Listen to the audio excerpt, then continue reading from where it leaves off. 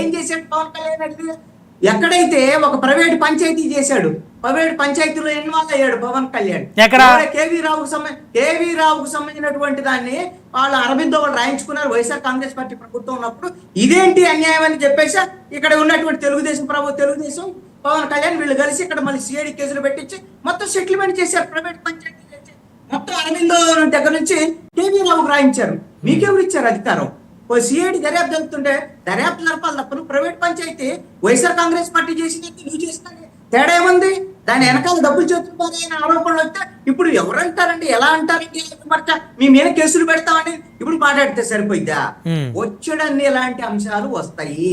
కాబట్టి మీరు పరిధిలో నేననేది పవన్ కళ్యాణ్ చేస్తుంది తప్పని కాదండి, మంచి పని ఆయన చేసే కార్యక్రమం మంచి కార్యక్రమం, కానీ దాని వెనక ఎన్నో ఇబ్బందులు ఉన్నాయి అంటారు. చాలా ఇబ్బందులు ఉన్నాయి. ఎందుకంటే అందరూ అవినీతి పరులే.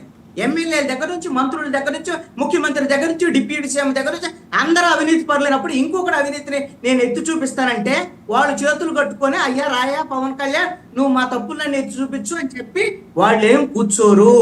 అందుకని ఈ బెదిరింపుల వల్ల తెలుగుదేశము జనసేన మధ్య ఇప్పటికే క్షేత్ర స్థాయిలో నాయకత్వ స్థాయిలో తీవ్రమైనటువంటి ఘర్షణ వాతావరణం ఉంది.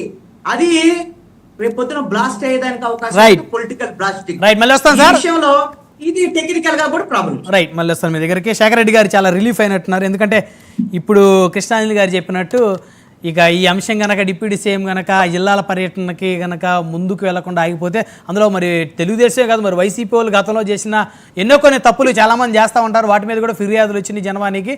మరి కాబట్టి వైసీపీ కూడా రిలీఫ్ అవుతుందని అనుకోవచ్చు, అంతేనండి శేఖర్ రెడ్డి గారు? సార్ నాయుడు గారు కొంచెం వాయిస్ బాగాలేదు, 3 days నుంచి తిరుగుతున్నాం. పర్లేదు. నాయుడు గారు చిన్న విషయం అండి, మీకు జనసేన పార్టీలో పవన్ కళ్యాణ్ గారికి అత్యంత సన్నిహితంగా ఉండే వాళ్ళు ఎవరన్నా తెలిస్తే చెప్పండి సార్. నేను 3 రోజులుగా మా నియోజకవర్గం నుండి వచ్చాను.